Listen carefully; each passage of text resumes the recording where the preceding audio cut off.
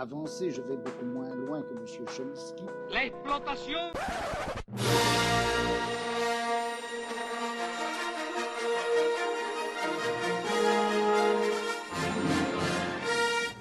Saudações, bom dia, boa tarde ou boa noite a você que está escutando mais um episódio do Storycast, que porventura é o último episódio, da nossa segunda temporada, o episódio de número 13 de 2021, no qual recebemos novamente o nosso queridíssimo Alexandre Guilhão, doutorando em História pela PUC-RS, cineasta e historiador, historiador e cineasta. Meu nome é Gabriel Giacomazzi, eu sou mestrando em História pela Federal do Rio Grande do Sul e estou acompanhado de mais dois Storycasters aqui, que são o Kelvin Silva, que agora é mestre em História pela PUC, e o Lucas Delvin, que é meu colega no mestrado em História da URGS. Antes de mais nada, antes da gente partir para o nosso assunto de hoje, que é uma saga que para todos nós tem um significado muito especial, que é Star Wars, eu passo a bola para o Kelvin, que vai ter alguns avisos muito especiais para fazer.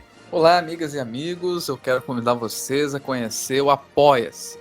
Lá no Apoia-se, a gente faz uma série de propostas interessantes para que vocês possam acompanhar o Storycast, todas as nossas publicações, todas as nossas atividades, contribuindo, inclusive, para a nossa expansão, que é sempre, claro, extremamente importante para todos aqueles e aquelas que gostam, de ouvir podcasts. Então, super convido vocês para conhecer o Apoia-se. E agradeço, claro, aqueles apoiadores queridos nossos do mês, a Kátia Miller e o André Zabel, que têm contribuindo muito para a nossa expansão. Salve, ouvintes! Então estamos aqui para conversar sobre Star Wars, como o Gabriel comentou, é um assunto muito, muito querido para todos aqui gostam muito de Star Wars. E estamos aqui com a grande adição, um grande convidado, Alexandre Guilhão, e sem mais delongas eu já vou lançar para ele a pergunta, por que ele decidiu se tornar um cineasta e mais, por que ele decidiu se tornar um cineasta historiador? Fala um pouco sobre si, um pouco de sua trajetória. Obrigado pela pergunta, Lucas. Eu quero começar saudando todos os companheiros aqui, Lucas, Gabriel, Kelvin e todo mundo que está nos ouvindo aqui agora. É uma grande honra poder voltar aqui nesse espaço. Então, Lucas, respondendo muito brevemente, na verdade, o cinema entrou muito cedo na minha vida. Eu, desde criança, sempre fui aficionado por cinema. Meus pais já me levavam no cinema desde bem cedo. E também a própria saga Star Wars tem uma importância muito grande nessa minha formação. Eu lembro como se fosse hoje, quando eu peguei na mão aqueles VHS. As capas já me ganharam. Então, só de ver, sabe, aquela capa assim do Luke com o Vader, assim, aquilo foi algo já que só de ver eu lembro eu lembro da sensação até hoje, assim, talvez seja uma falsa lembrança, mas é uma lembrança que está aqui no meu imaginário.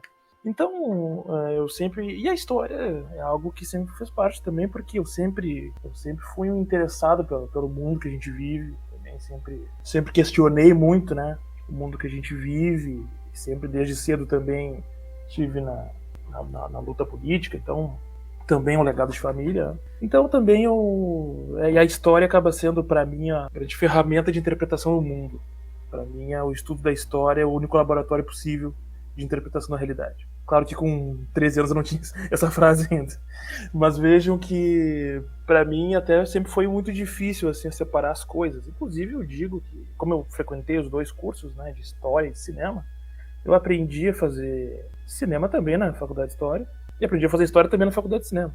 Então, para mim, são coisas que eu quase que não consigo fazer distinções, entende? É algo que, para mim, é minha vida, Eu retrato a história a partir dos meus estudos sobre cinema e também nas poucas produções que eu trabalhei até hoje, porque também eu, como diretor, eu tenho um filme que também é sobre, de certa maneira, a memória social recente de Porto Alegre, Também acho importante, o melhor local da gente atuar sempre é o local onde a gente está.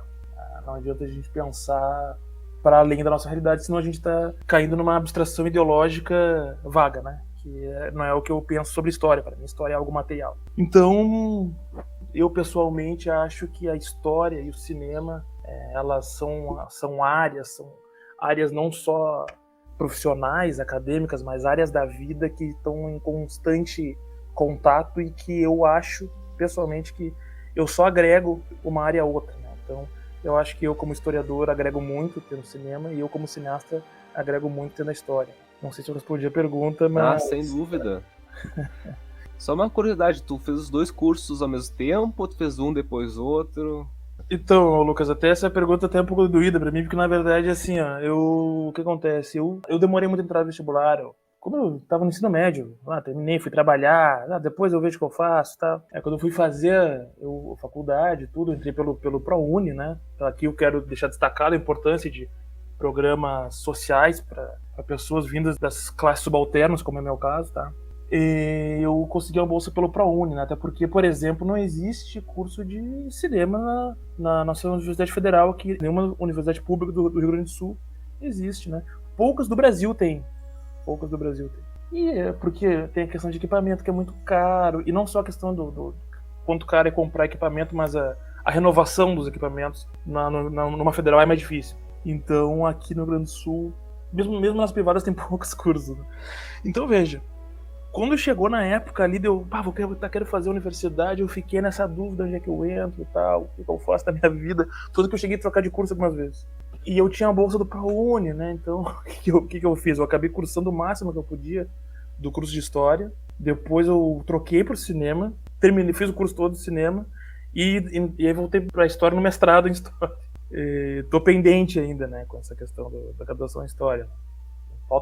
Ficou faltando pouco ali pra mim. E hoje em dia eu sou doutorando, né? E aí sempre prometo que quando der eu acabo, né? Pois é, a gente se sente muito tocado, né? Especialmente essa questão inicial que tu mencionou, né? A gente tem uma identificação, especialmente voltando pro tema do episódio atual, né? Com Star Wars desde muito cedo, né?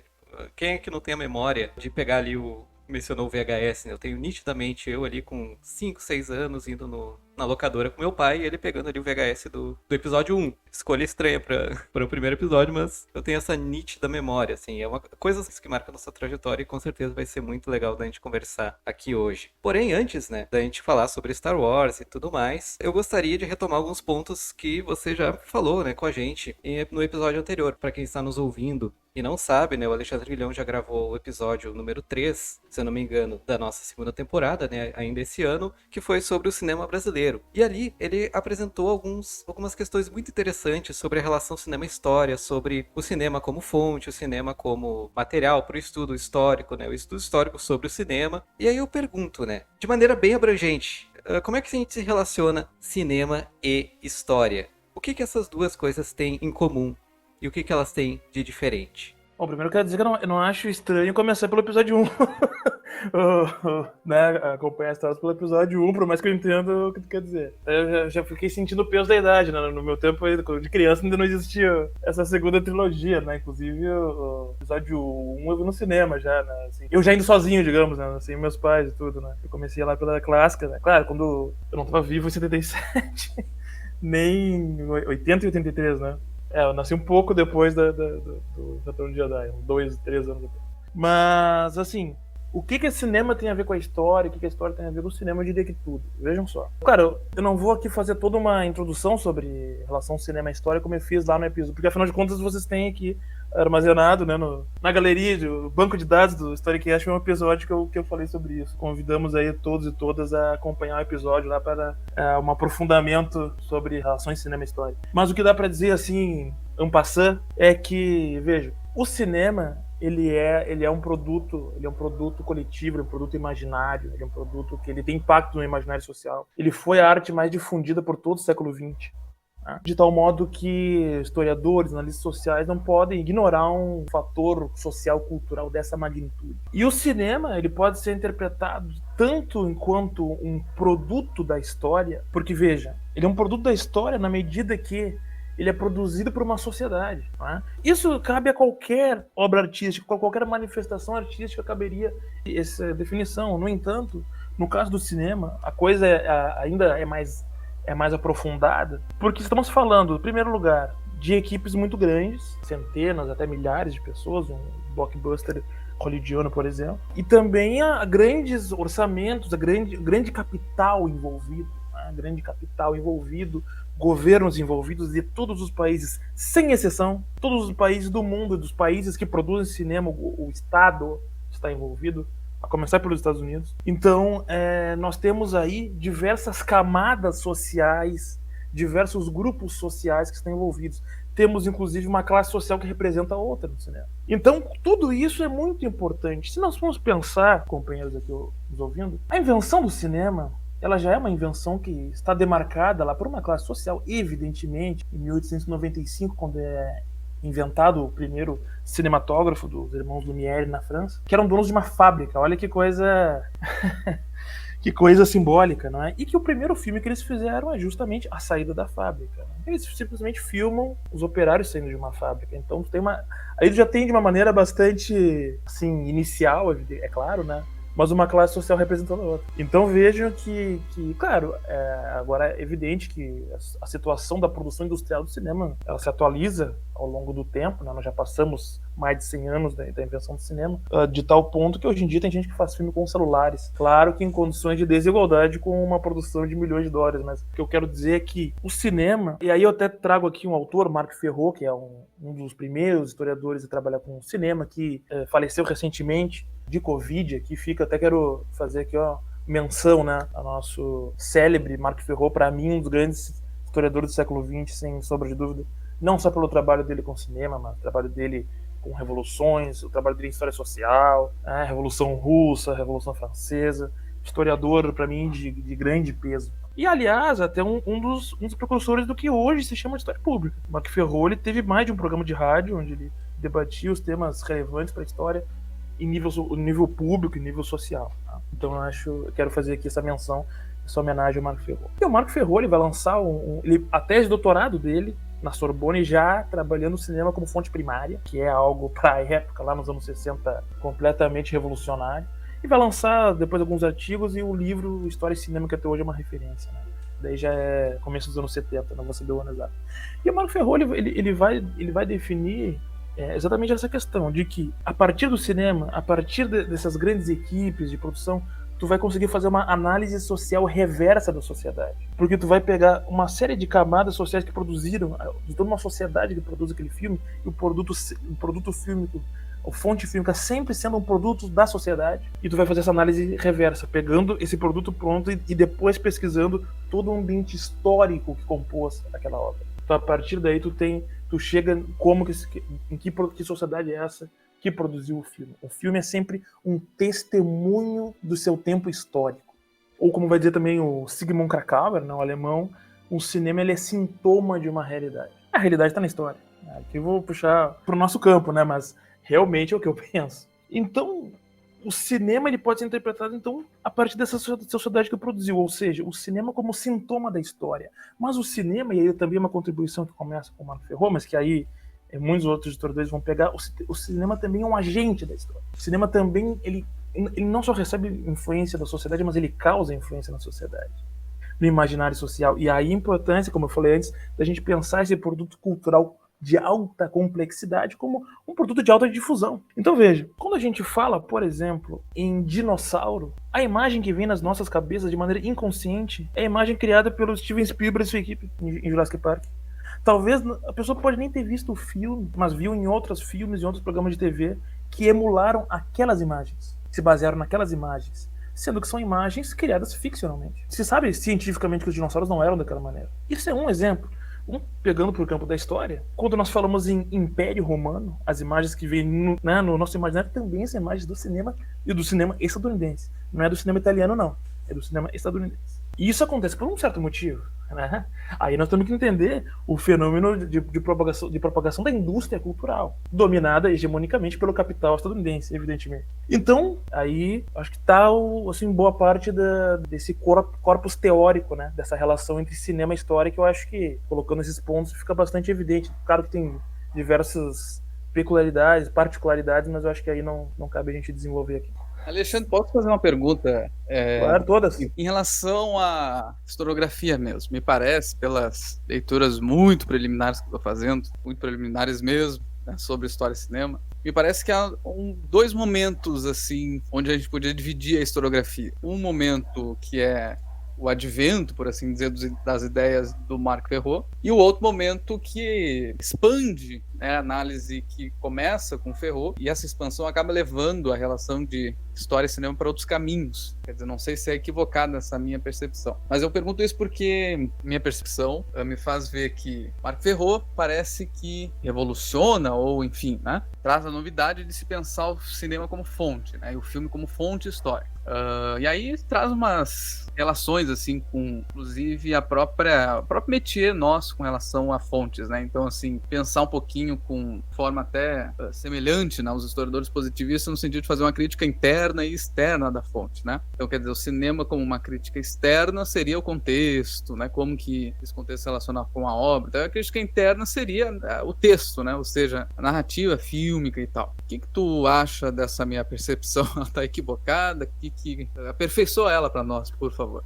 Veja só, o Marc Ferrot, assim como qualquer indivíduo, ele é um filho de seu tempo, né? E ele estava no contexto da terceira geração dos análises, né? Da nova história, onde tu vai ter uma propulsão dessa história cultural, e que não é só o cinema que está no bojo disso, né? A gente fala do Ferrot porque é o que nos interessa aqui. E aí sim, o Marc Ferrot, que não é o primeiro historiador a falar de cinema e tudo mais, né?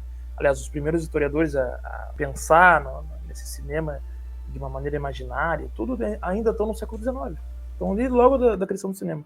O Ferrot, primeiro, é o sujeito que vai trazer isso para a academia como uma fonte importante, né? Eu diria, assim, que depois dele ainda vai ter assim, demora bastante ao cinema se é uma fonte, não sei se é nesse sentido da pergunta, né? Você me corrige depois. Mas ele demora bastante a ser uma fonte consolidada no campo da história. Isso vai ser mais a partir dos anos 90. Os 90 que tu vai começar a ter vai crescer bastante o número de produções sobre isso, né? E pra tu ter uma ideia, a obra do Ferrot só vai chegar no Brasil nesse período, nos anos 90. Então isso também é importante. E aí, é claro, mesmo até hoje, dá pra dizer que ainda existem diversas ressalvas, né, sobre a fonte fílmica de um documento fílmico, sendo que o que o historiador faz com o filme é o que o historiador faria com qualquer fonte. Eu sempre insisto nisso. Um documento escrito, por mais oficial que seja, sozinho ele também não tem valor. Sem o trabalho do historiador, reunindo um conjunto de documentos, fazendo uma historicidade dessa fonte, o documento sozinho também não diz muita coisa. E o filme é a mesma coisa. Então, eu diria que o Marc Ferrot ele vai ser muito importante no contexto onde ele estava inserido, né? E agora, claro, depois dele, décadas depois, diversos outros historiadores vão dar. Historiadores, e não só historiadores, sociólogos, até comunicólogos também vão entrar nesse debate, até no Brasil, né? Tem o trabalho do Eduardo Moretti, Marcos Napolitano, né? Mônica Cornes, entre diversos outros que vão dar sua contribuição no exterior. Pierre Sorlin, entre muitos outros, né? Mas realmente, eu não sei se é nesse sentido da pergunta, Kevin. Acho que sim, porque a minha percepção é que há um momento Marc Ferrot, né, que é um momento quase que inaugurador dessa, que a gente pode chamar de vertente, né, de análise. Ele cria, Kevin, desculpa, ele cria a expressão relação cinema-história, que é o que a gente usa até hoje.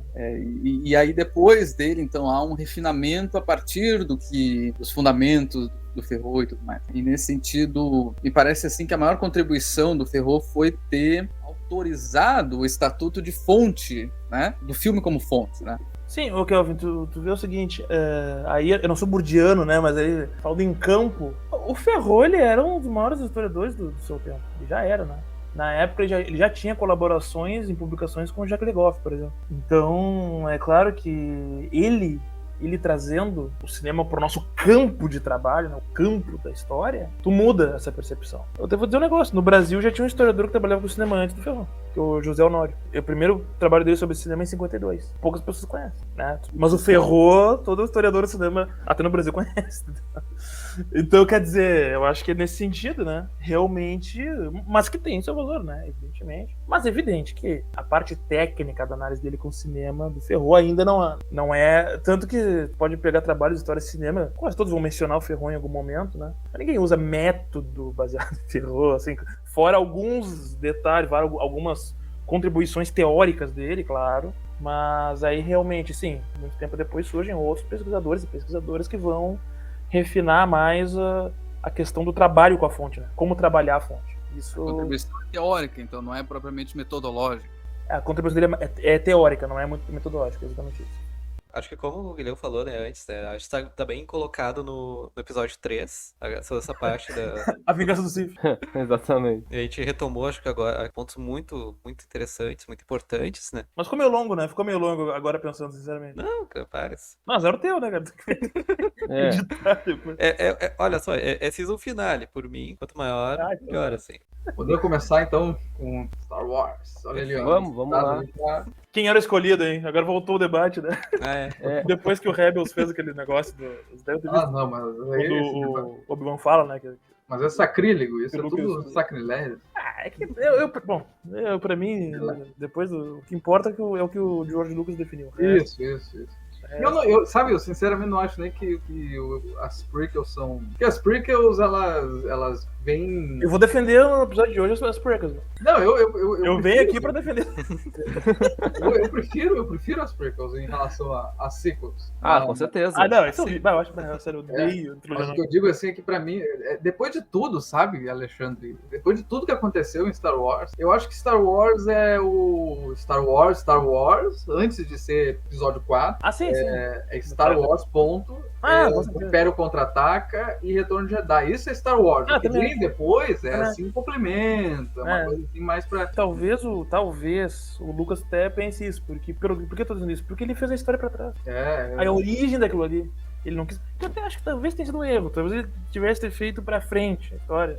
Mas ele resolveu, vou mostrar a origem. Pra ele também o que importava, eu acho, era a trilogia clássica. E ele fez a origem porque era comercialmente interessante? Ou Era na época que começou o negócio de origens, né? Exatamente. Não sei se ele... Tudo bem, ele devia ter na cabeça dele todo um projeto, uma história e tal. Mas eu não sei se quem falou mais alto depois foi o Bolso, né? Eu acho que sim. E eu não acredito numa história que o George Lucas contou a vida inteira de que ele tinha um roteiro de 9 episódios. Eu já acreditei nisso, não acredito mais.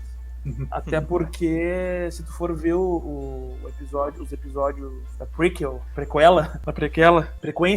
se tu for ver, eles desmentem a trilogia clássica, desmentem em várias coisas, né? Então, como é que ele tinha um roteiro disso? Inclusive, assim, vamos pegar coisas meio óbvias que estão na tela e que, mas nunca foi dito, mas, pô, assim, sinceramente, o Yoda era o mestre do Obi-Wan. Não vem com essa aqui, não, ele foi indiretamente o mestre. Depois... Não, no original não tem nada disso daí. É que a gente hoje a gente tá debatendo já tendo visto todos, então fica uma coisa que parece que tudo é natural, né? Mas pegando na época, né? Acaba tendo tudo justificado pela ideia justamente da continuidade do retcon, né? Tipo, eu acho que o Star Wars é a saga que mais tem retcon na história, porque tudo tem uma justificativa plausível, assim. É os males do universo único, né? Não é, multiverso, tem que ter uma explicação. Mas aí eu prefiro que tenha erro, então. Mas, multiverso, tá no filme existe. Essa é a lógica. Star Wars, também, não tem furo. Eu acho que também um universo dessa magnitude, de tamanho também. Não, mas é que, cara, tem que ver que o Star Wars original foi feito lá nos anos 70, anos 80. Depois as prequels foi anos 2000. E as sequels foram agora. Então, tipo assim, foram contextos muito diferentes. Também. Pra cada trilogia, né? Então, enfim, com produtoras diferentes, né? Coisas mudam, equipes né, cara? diferentes. A gente tava comentando, então, né? O Gabriel, que ele começou Star Wars vendo o episódio 1. E que estranho ver pelo episódio 1, né? Porque, na verdade, Star Wars é uma maluquice, né? Assim, episódio 1 não é o primeiro episódio. O primeiro episódio é o episódio 4. Então, bom, pra quem não sabe ainda, né? O episódio 4, 5, 6, na sequência, foram os primeiros episódios a serem feitos. Né? Star Wars, de verdade, é a Nova Esperança, a Império Contra-Ataca e o Retorno do Jedi. E só isso, né? E só isso, acabou. Não tinha episódio 4, assim, isso aí foi depois pra começar. E o especial de Natal, hein? O especial de Natal. E na época não era episódio 2 e 3, era só os nomes dos filmes. Exatamente, era só a Nova Esperança, Império Contra-Ataque e Retorno do Jedi. Não tinha Nova Esperança, era só Star Wars. Era só Star Wars. Só Star Wars. Ah, é verdade, ainda tinha isso. Bom, o velha guarda falando, né, nos documentários, eles falam Star Wars, e todo mundo tem que saber que eles estão falando do 4. E no Brasil chegou como Guerra nas Estrelas. Guerra nas Estrelas. Que é um nome muito presente ainda, né? É muito presente. Ainda falam muito Guerra nas Estrelas. É que assim, essa coisa de Star Wars, só Star Wars, já é a partir da segunda trilogia, que daí o Lucasfilmes meio que forçou as distribuições do mundo a vir por lá como Star Wars, uma nova esperança, tá. Mas a partir da Special Edition, né? Acho. Mas é que eu acho que ali, será que já era Só Star Wars? Não sei agora. 97, né? Estão preparando preparativos 97. Então deve ser. pra É prequels ali que eles relançaram aquela refizeram coisa tudo, horrorosa né? da edição especial. Tá, ali que tem as mudanças, tá? A edição especial que daí eles retitularam tudo para adequar às novas estreias, né, que viriam. Sim. E ali já eram os DVDs, né? Eu acho que era Acho que sim. VHS. Acho que finalzinho dos anos 90 eram os VHS. O primeiro sai. O primeiro, né? O episódio 1, né? O Ameaça Fantasma saiu em 99. Eu acho que era VHS ainda, cara. Se você quiser ficar sempre atualizado com as novidades e anúncios do Storycast, entre em nosso perfil no Instagram e no canto superior direito ative o sininho de notificações. Assim, toda vez que tiver uma novidade, você vai ser o primeiro a saber. Mas como o Gabriel comentou, né? Ele conheceu pelo episódio 1. Eu também conheci pelo episódio 1, né? Eu fui saber só depois, que não era o primeiro episódio da saga. E como a gente tá comentando aqui sobre Star Wars, né? Vamos começar pensando, então, qual foi o contexto da produção original da saga, né? Da trilogia clássica, que é o episódio 4, 5, 6. Então eu pergunto pro nosso convidado, né? Como ele pensa, como é que ele relaciona o contexto que foi produzido, né, a primeira trilogia, né? Ou, enfim, começar pelo primeiro episódio. E com as referências históricos e culturais que influenciaram a criação do George Lucas. Nós temos um contexto, em 77, um contexto de Guerra Fria, onde George Lucas está em um dos epicentros desse conflito, que é os Estados Unidos. Um dos promotores desse conflito, na verdade. Né? A população estadunidense não teve que conviver com ditadores militares como nós aqui na América Latina. Eles financiaram, na verdade. Né? Mas vejam só, tu tem ali toda uma questão de uma discussão do pós-guerra, tem toda uma discussão sobre a Guerra Fria, e aí tu tem um episódio muito emblemático da Guerra Fria, que é a Guerra do Vietnã. E a Guerra do Vietnã, ela vai ser o grande fator de mobilização social e política nos Estados Unidos. Um dos grandes promotores de todo o movimento de contracultura nos Estados Unidos. E dentro desse movimento de contracultura, a gente tem que também entender que há toda uma renovação, inclusive, no cinema estadunidense. Tu tem o que se chama de Nova Hollywood, por exemplo, né, que são diretores jovens, a primeira geração de diretores, ou uma das primeiras gerações de diretores formados nas universidades, nos cursos de cinema. Porque antes o cinema, claro, os diretores não tinham formação, a formação era nos estúdios, né, trabalhando. Então vai ter toda uma geração, de onde o George Lucas faz parte, onde também está o Francis Ford Coppola, que é um pouquinho mais velho que ele, onde vai surgir o Steven Spielberg, onde vai surgir Martin Scorsese, Oliver Stone, Brian De Palma, que aí já é um pouquinho depois, mas daria para colocar dentro desse contexto, que são diretores que vão pensar a partir, já na sua juventude, eles estão naquele movimento de contracultura muito forte lá dos anos 60, né? Então, quer dizer, e o mundo, a gente tem que pensar o mundo, né, dos anos 60 e 70, um mundo em conflito, né? Não que em algum momento a gente tenha conhecido uma paz plena, mas nós estamos falando de uma época de ditaduras militares na América Latina, nós estamos falando de uma era de revoluções, revolução em Cuba, revolução na China, revolução... Bom, aí vamos dizer a China antes, mas aqui tem revolução cultural chinesa, né? Revolução dentro da revolução. Tu vai ter revoluções na Ásia, tu vai ter os processos de independência na África. A África recolonizada pelos europeus, né? A gente não pode esquecer. Muitos deles conseguiram independência a partir de revoluções socialistas, como Angola, Congo, Moçambique, entre outros, né? Então, quer dizer, esse contexto social, histórico, político, efervescente dos anos 60, 70, né? Tu vai ter depois 68 na França, tu vai ter um contexto realmente de um né? E esse processo todo, ele gera também os seus resultados na cultura, porque a cultura, o cinema são filhos do seu tempo. Né? Então tu vai ter isso na música, na literatura, no teatro, no Brasil também, isso é muito forte. No Brasil tu vai ter o cinema novo, tu vai ter teatro de arena, uma série de manifestações culturais de extrema relevância e importância e que vão definir, de certa maneira, a estética dos movimentos que vão vir depois dele. Isso acontece também nos Estados Unidos, né, com essa nova Hollywood, de diretores muito jovens que vão pensar a partir de uma outra perspectiva as questões do cinema. Então o cinema aqui, já nos anos 60, já não é mais o que foi outrora, né?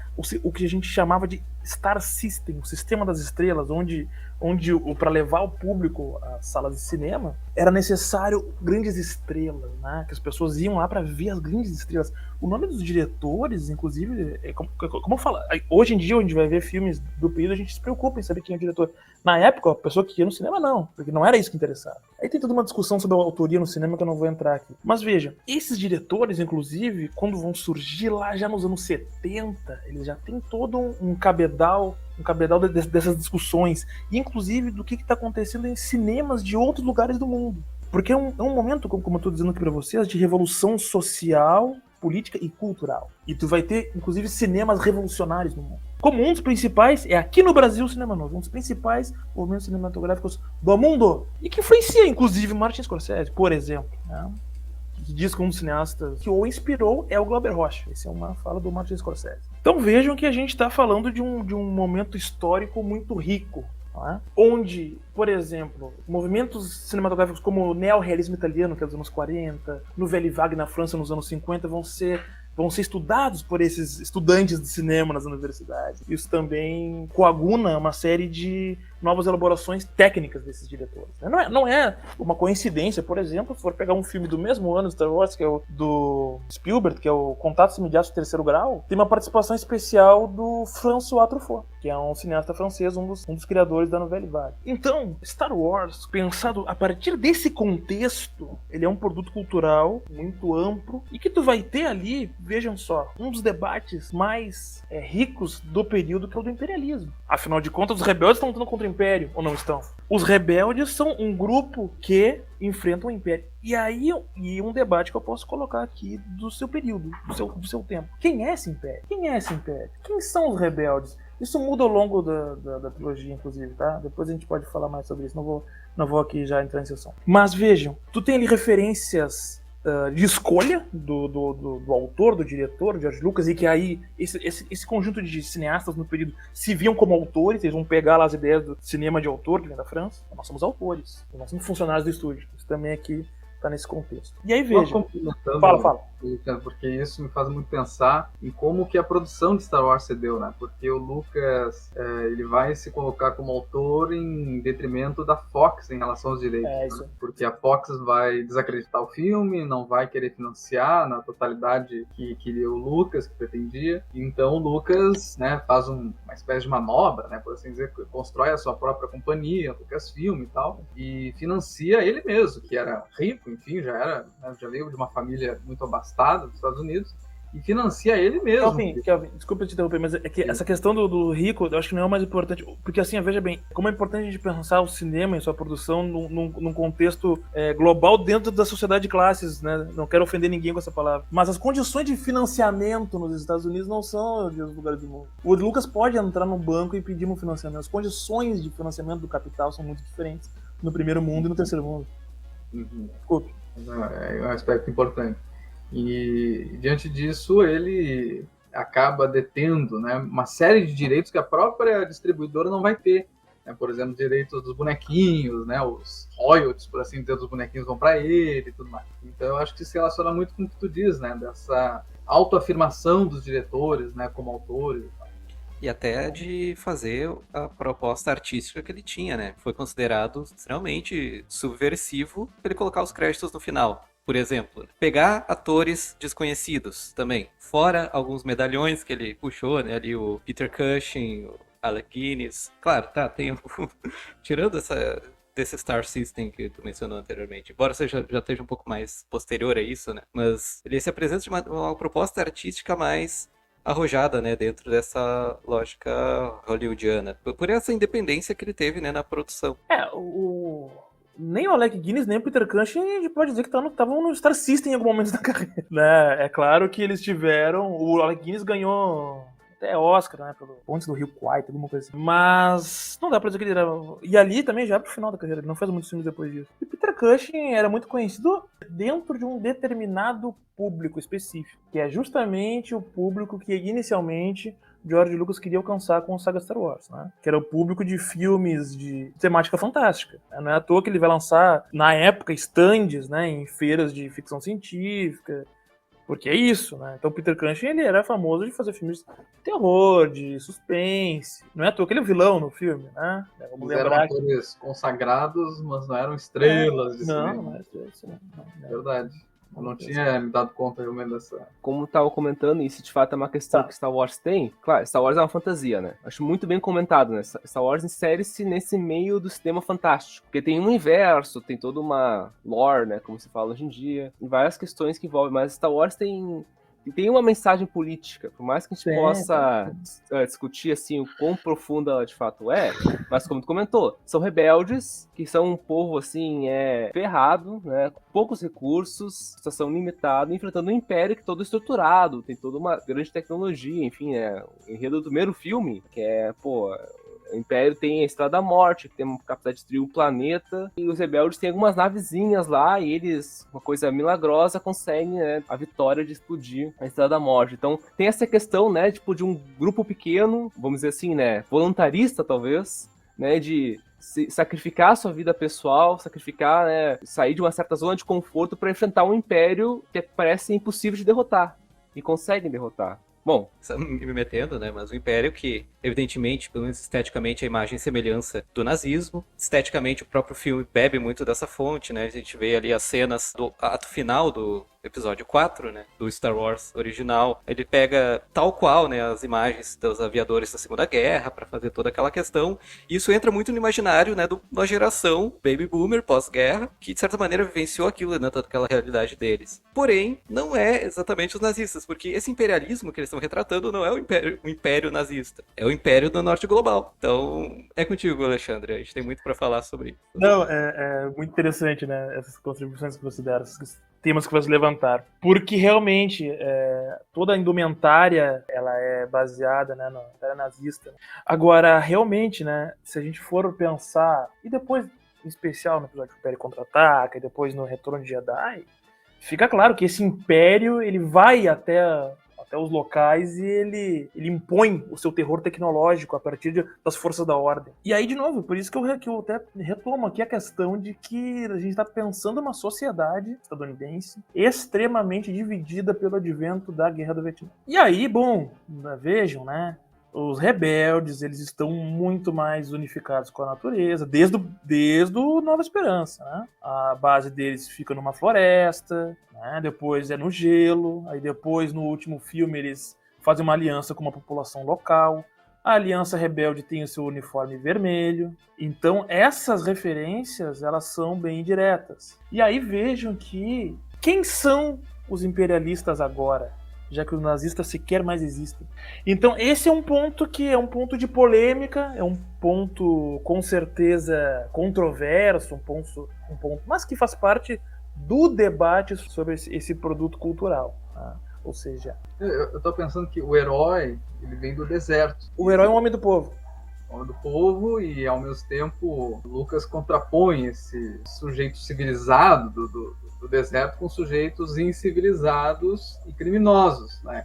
Então, quer dizer, esses incivilizados pode ser o Sand People, o povo da areia e tal, como pode ser os criminosos do Jabba. Tudo bem que no episódio 4, o episódio 4 adotando, né, a regularidade que a Lucasfilm queria depois.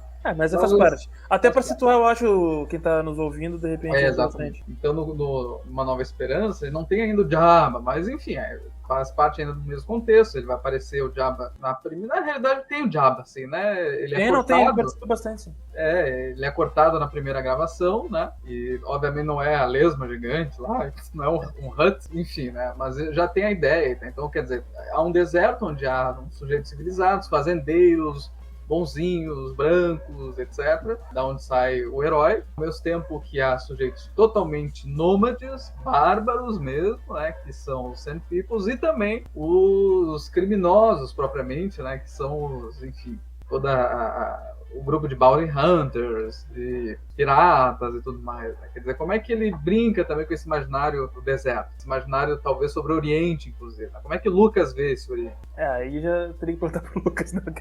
É muito difícil de dizer como é que ele vê o Oriente, mas eu diria que, como o filme retrata, pelo menos, ele coloca, eu acho. Veja como esse Oriente, é que também a gente não pode pensar o Oriente hoje, o Oriente dos anos 70 por hoje, né? Até acho que a visão hoje do Oriente Médio é muito mais hostil à ideia que se tem do Oriente hoje do que dos anos 70. Mas é claro que tu vai ter conflitos aí que são milenares, né? E me parece que ele coloca assim, assim essa força de violência externa como sendo um dos fatores. Né? É evidente que também, até um ponto que tu pegou, né? Essa questão dos fazendeiros, bonzinhos, eu acho que isso também é um ponto imaginário ali que não é só do Star Wars e que também é uma coisa que muda muito, né, durante não só a trilogia como a saga. O primeiro filme, quem são os rebeldes, né?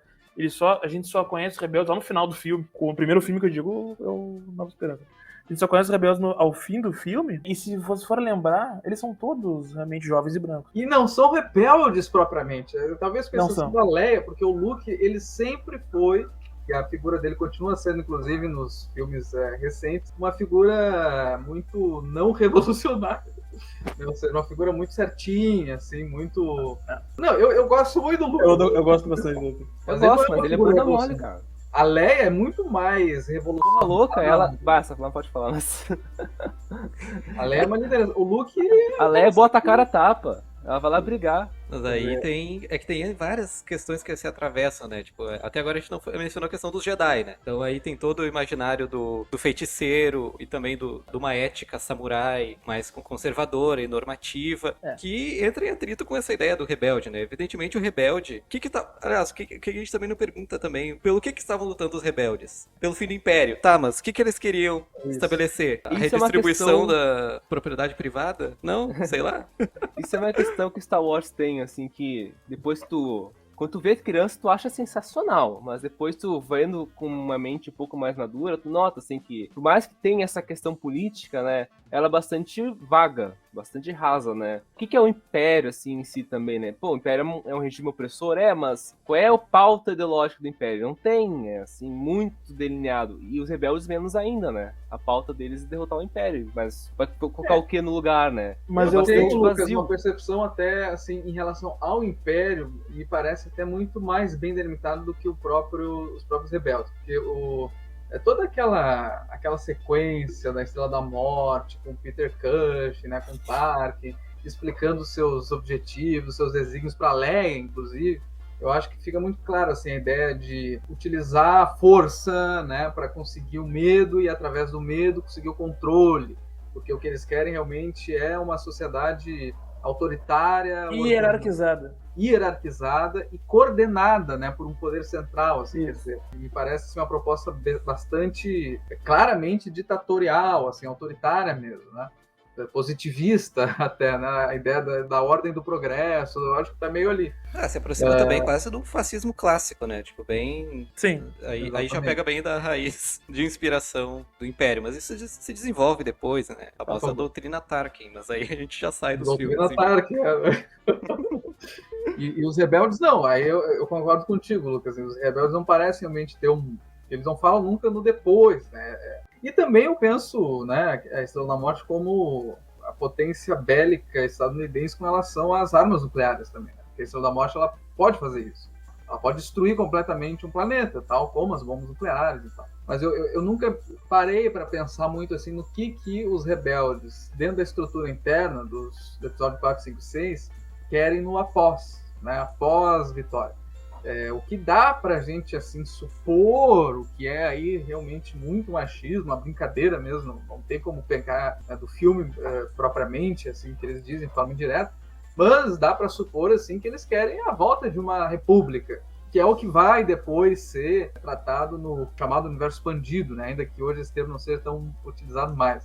O universo expandido, entre aspas, atual, nos livros, vai mostrar uma nova república surgindo. E essa república ela é democrática, mas ela também abarca aí vários segmentos conservadores, inclusive, segmentos imperiais, ainda que não se colocam explicitamente leais ao Império, mas que em todas as suas práticas, enfim, são ainda imperialistas, né?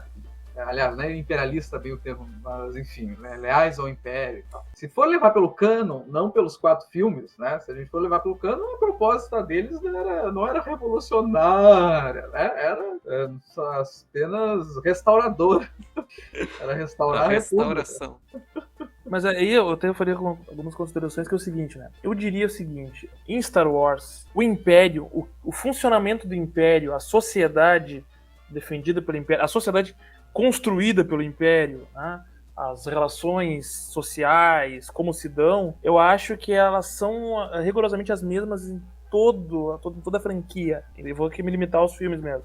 Não só na trilogia clássica, como depois do seu surgimento nas prequels, como eu diria até depois nos filmes atuais com a Nova Ordem. Eu diria que tem uma continuidade exata. Eu posso falar depois mais sobre como é que eu enxergo isso, mas vejam, o que é a rebelião é algo que muda muito de filme para filme, tá?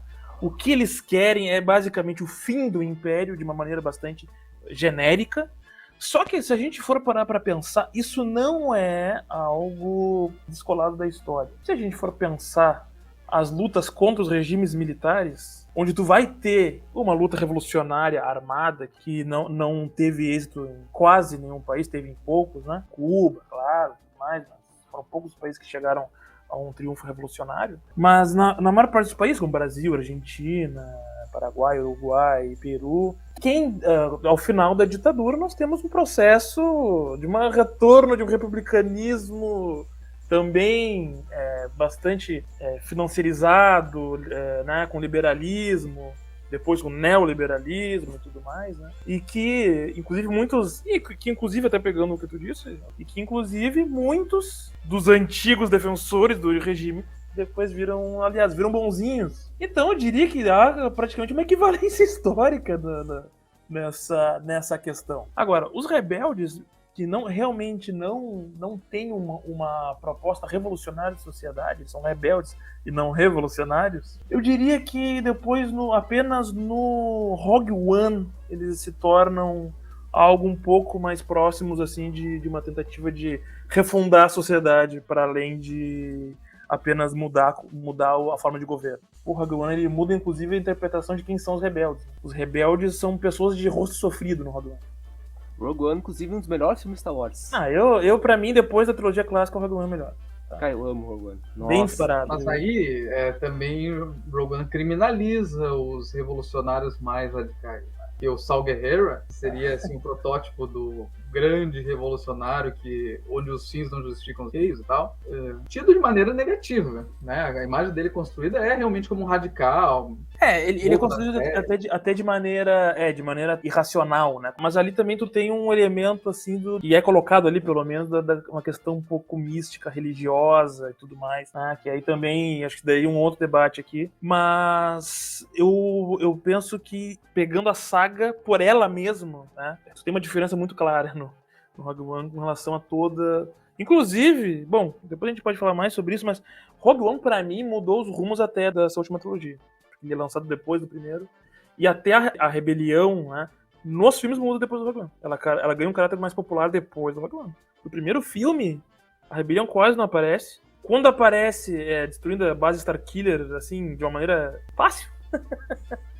A maior ameaça do universo, muito maior que a Estrela da Morte, mas a Estrela da Morte que é a referência. Olha aqui, isso aqui era a Estrela da Morte que você destruir, mas nós vamos ter que lutar contra essa coisa enorme aqui, mas a referência é a Estrela da Morte.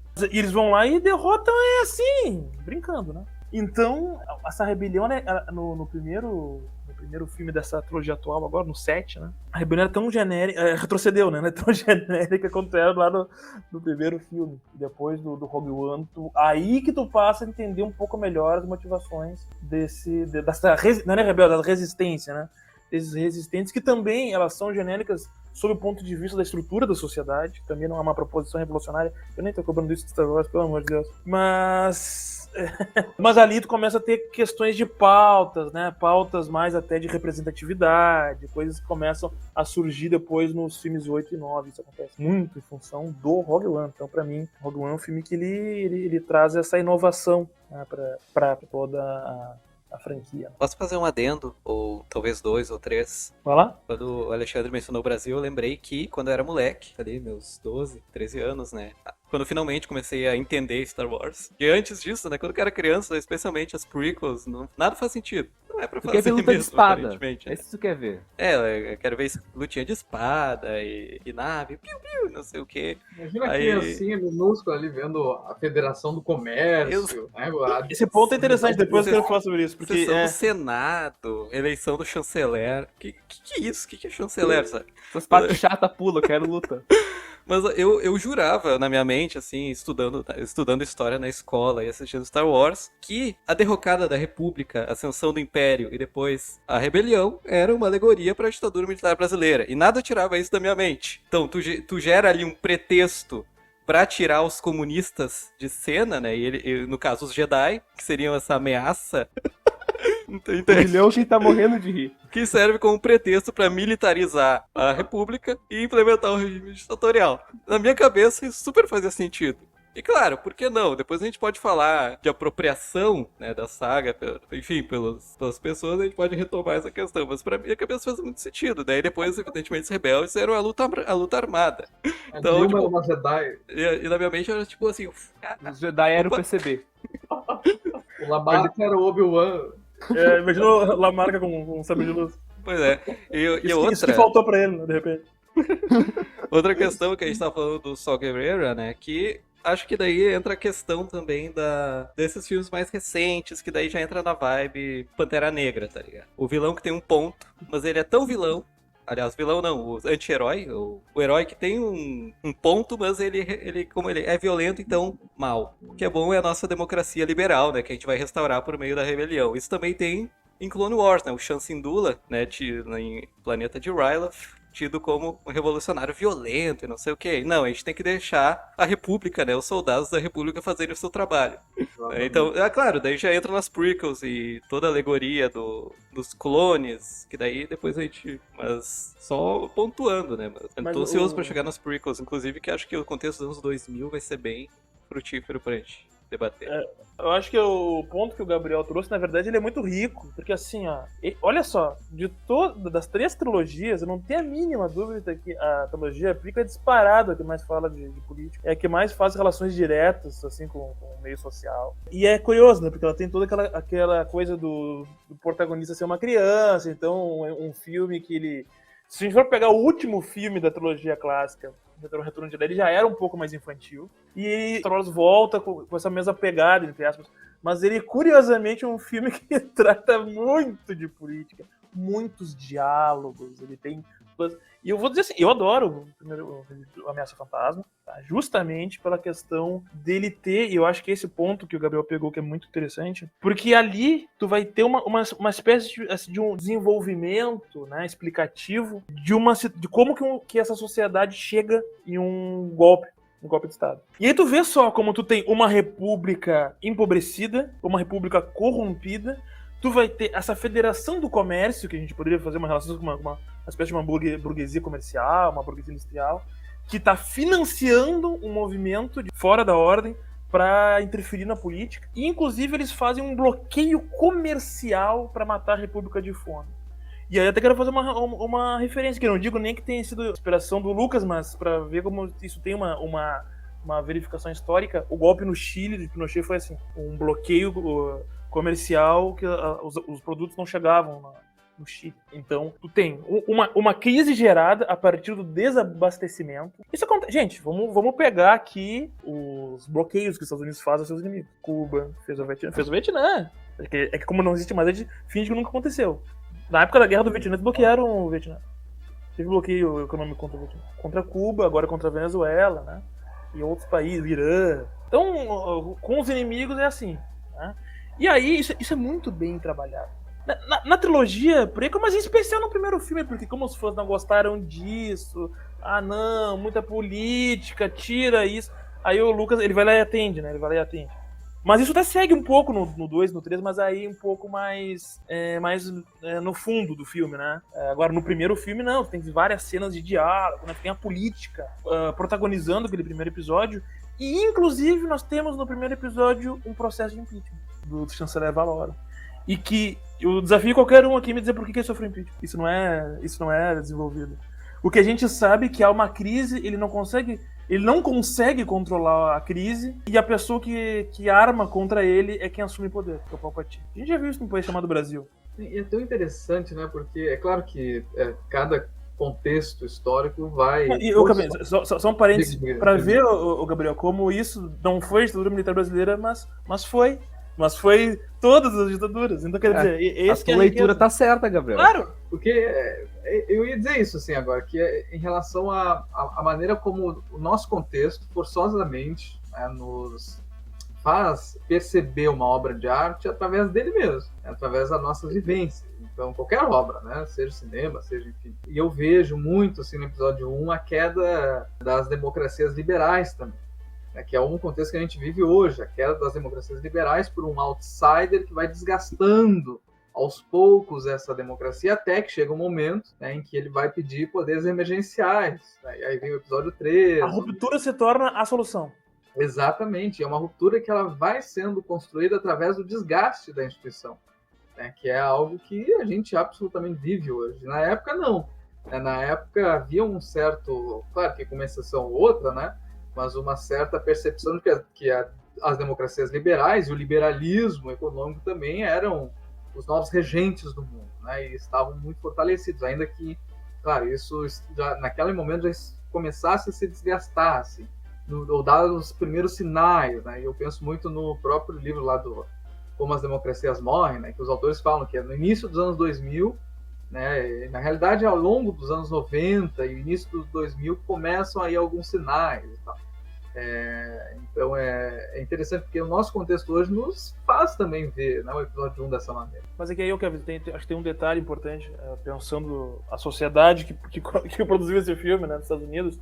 Ali tu tem o contexto do George Bush filho pedindo poderes emergenciais para fazer a guerra no Iraque. Então tu tinha ali claramente o temor de um retorno a um passado, aquele mesmo passado que construiu a trilogia clássica.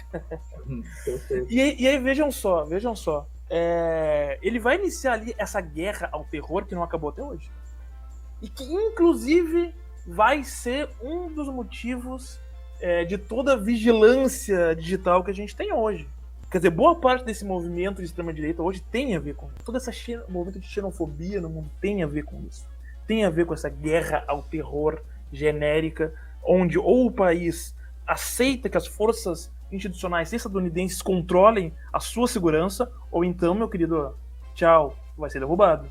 E isso acontece no mundo inteiro. Então, e esse processo começa lá, e já está retratado em Star Wars, a Ameaça Fantasma. E das contas, Star Wars é genial, né? É tão rico esse assunto, né? Porque são tantas e tantas camadas que a gente pode abordar, que a gente ficaria muito tempo aqui. Então, vamos lá. Não, eu tenho umas perguntas muito relevantes aqui. O Han tirou primeiro? Tirou, né? Mas eu acho que isso olha só, se o Han Solo tirou primeiro ou não, é um tema relevante sobre um aspecto. O que vale na obra de arte? É o que o autor determinou? É o que o espectador compreendeu? O autor pode refazer a obra? E o espectador tem que fingir que não conheceu a obra original? Então esse debate é relevante, viu? É verdade. E também se relaciona com o aspecto comercial, né, do filme. Quer dizer, tudo bem que não impactaria comercialmente muito deixar o Han atirando primeiro, né? Não teria um grande impacto nesse sentido. Mas, de qualquer maneira, atender aos fãs comercialmente sempre é favorável, né, num contexto geral. Então, eu fico imaginando assim que toda a luta do Lucas contra os fãs, que sempre foi absoluta do início ao fim, né, da sua carreira, não que tenha terminado, mas enfim, pelo menos em termos de Star Wars, né, terminou. Eu acho que essa luta constante do Lucas, ela também se coloca nas tensões entre um homem que produziu uma obra de arte muito inovadora em muitos aspectos, né, para aquele momento, dos anos 70, 80, e que acaba se tornando um blockbuster, né, e que funda, talvez, aí a cultura do blockbuster e tal. Então eu fico imaginando a tensão também que a pessoa, George Lucas, como artista e tal, viveu e ainda talvez vive.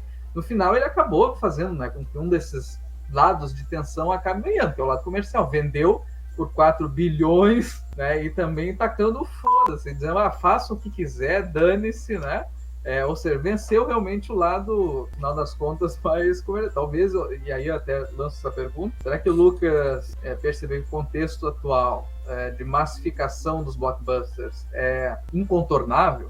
Eu acho que a gente poderia falar ainda um pouco sobre as sequels. A gente comentou já bastante sobre a trilogia clássica, as prequels, e agora a gente tem que falar das sequels e falar mal, né? Porque não tem mais o que falar. A sequels é um sintoma disso, eu acho. Eu sou vanguarda. É. Eu já reclamei na primeira, já. No 7 eu já fui me manifestar publicamente já. E sofri muito hate. Muitas pessoas voltaram atrás depois que tiveram que esperar os outros 2 filmes pra me dar razão. Mas tem elementos interessantes. Tem. Sim, tem. Vamos destacar também, né? Não dá pra jogar tudo fora, né? Acho que algo que dá. Mas assim, algo que a gente vinha comentando assim, pra tentar dizer que tem coisas interessantes, né? Que as sequels, elas já vêm no contexto, o Gabriel comentou antes Pantera Negra, né? Mas essa forma do blockbuster de ter uma representatividade, que a gente pode discutir se é uma representatividade vazia ou não, né? Eu acho um pouco vazia, mas querendo ou não, acho que é melhor do que nada, mas que daí os rebeldes, né, principalmente a partir do 8 e do 9, né, eles têm uma cara, né, mais as minorias, né, os excluídos. Eu vejo isso assim como realmente... Porque eu vejo o episódio 8 como um estúdio que se rendeu completamente à incontornável demanda por blockbusters. Eu vejo como isso. Eu não consigo ver o episódio 4 como em qualquer aspecto inovador. Nada. Sabe? Nesse aspecto eu acho o episódio 8 do The Last Jedi muito mais interessante. Essa foi a grande questão assim, que eu sempre pensei. Porque em termos mesmo de blockbuster, ele traz coisas que quebram expectativas em muitos sentidos, né? O que ele faz com o Luke é algo que, enfim, vai causar o hate, mas que ao mesmo tempo inova, né? Acaba criando uma relação com o espectador de desafio que o espectador não gosta. Porque o que a gente está vendo hoje, pela minha percepção, não sei se o Alexandre concorda com isso, é que o espectador não quer ser desafiado, o espectador quer a Marvel. Quer dizer, o que é a Marvel, né? Aquele herói que vai sempre levar porrada, mas no fim ele com certeza vai vencer. Claro que isso está meio que pressuposto em toda e qualquer narrativa de história, né? Isso não muda muito. É um filme, ou enfim, uma obra de literatura onde o vilão vence e a história termina total em tragédia, existe, mas nunca foi popular.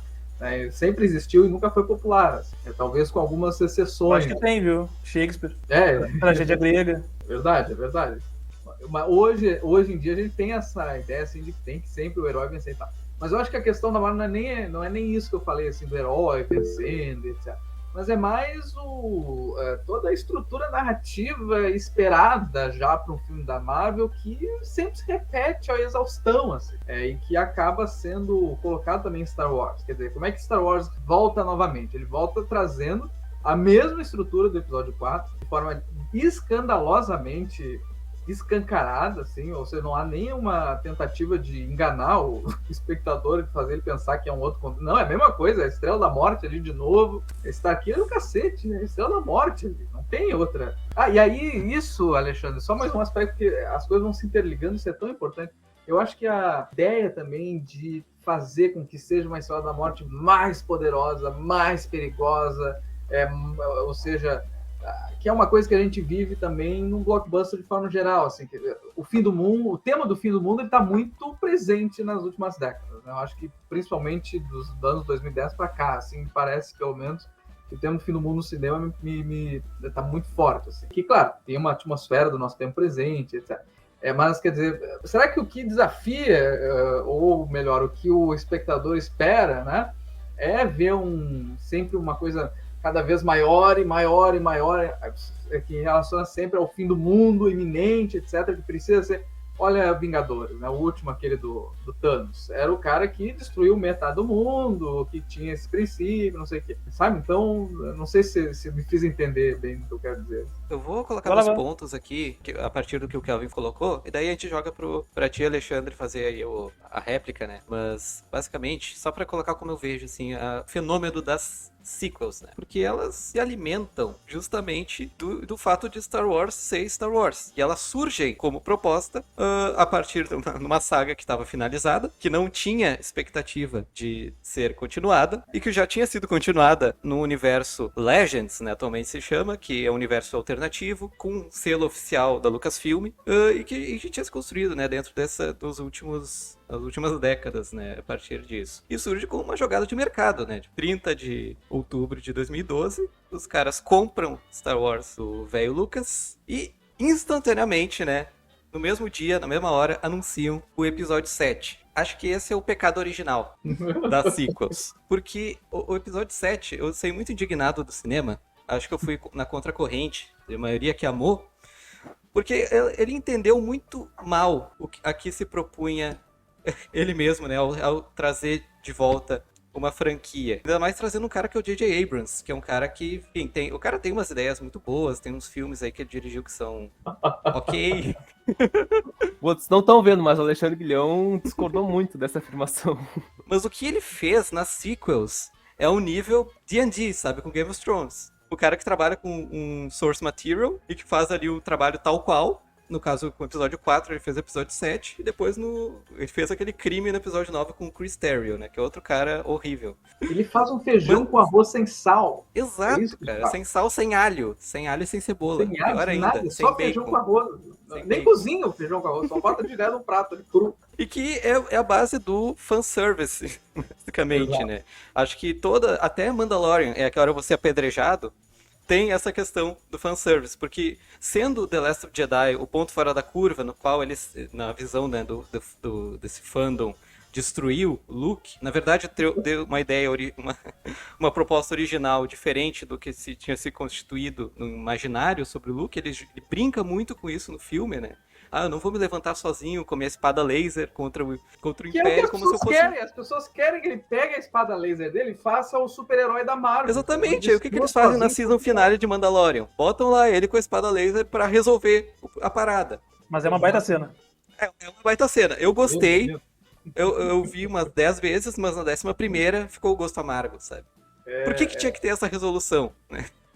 Numa série que estava se propondo a explorar o submundo de Star Wars, entre aspas, né? Digamos assim, sempre acaba nos Jedi.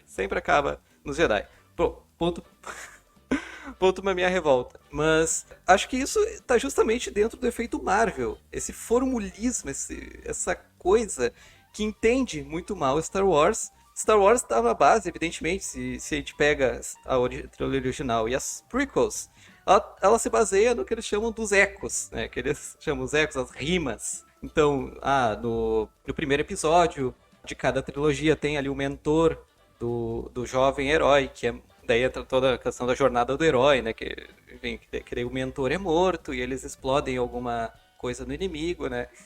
No caso, a nave da Federação no episódio 1, a da Estrela da Morte no episódio 4. No segundo filme da trilogia tem ali alguns walkers, uma grande batalha campal. No terceiro filme tem ali uma grande tragédia. Enfim, segue alguma questão. Mas a gente não tem rimas nas sequels. A gente tem fanservice, que é uma coisa essencialmente diferente. E que atende a uma lógica essencialmente de mercado. E não a uma lógica artística como o Lucas propunha fazer, né? Referências todo momento a uma saga que já era famosa quando ele fez a outra que se referia, né? E isso me revolta. Isso me revolta muito nas sequels. Por isso que eu bato tanto nelas, mas eu vou defender eventualmente o episódio 8, que tem, além da proposta de ser algo mais autônomo, né, digamos assim, em termos de roteiro, em termos de estética, dentro da própria trilogia, também tem uma certa crítica social. Acho que é o único filme das sequels que apresenta essa crítica social. Porque eles também pegam todos os arquétipos de Star Wars e eles deixam tudo muito preto no branco. O Império, que até no próprio material canon que está sendo lançado, ele ganha uns ares mais diversificados. Então a gente tem personagens imperiais nos livros, nas HQs que ganham certo destaque. A gente tem a Primeira Ordem, que é tipo Super Evil Space Nazis, sabe? Não tem complexidade nenhuma. Não é uma crítica ao Império estadunidense, não é uma crítica a nada. É literalmente nazista. E os rebeldes são mais brandos ainda. E a República? Eu senti muita falta no episódio 7 de uma cena do Senado. Porque a única parte que aparece é a República, ela sendo destruída. Então, Nossa, a gente uma não. A gente loucura, só né? tem uma fala de um personagem totalmente descartável que fala o nome da capital da República. Compara isso com o episódio 1, compara isso com o episódio 2. sabe? Isso é uma loucura. Tudo É- bem que não apareceu isso nos clássicos, né? Mas é isso que incomoda o J.J. Abrams. Não apareceu no 4, então não vai ter, porque o que eu quero é fazer uma cópia para agradar todo mundo. E eu acho que a própria Lucasfilm, perdão, agora eu devia deixar o Alexandre comentar, mas só complementando rapidamente, a própria Lucasfilm teve essa noção, né? Primeiro vamos colocar um cara que é feijão com arroz, vamos botar um cara que vai tentar trazer de novo a vibe de Star Wars, fazendo assim para não agradar nem desagradar ninguém. Aí o episódio 8 vem o Rian Johnson, que vai ser o cara que vai chutar o pau da barraca, trazer aí vários aspectos, vai ser inovador, todo mundo vai gostar. Essa era a expectativa, tanto que antes mesmo de sair o filme, anunciaram que ele teria uma trilogia só dele. Né? E o episódio 9 também, em tese, seria dele. Era esses os primeiros rumores. Assim.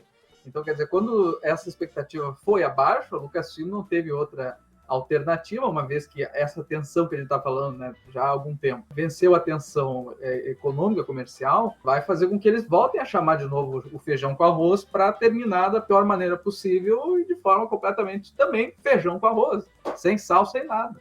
Bom, então vejam só. Essa suposta dicotomia entre um processo criativo e um processo comercial não existe dentro de uma empresa como a Disney, tá? Só existe interesse comercial. Tá?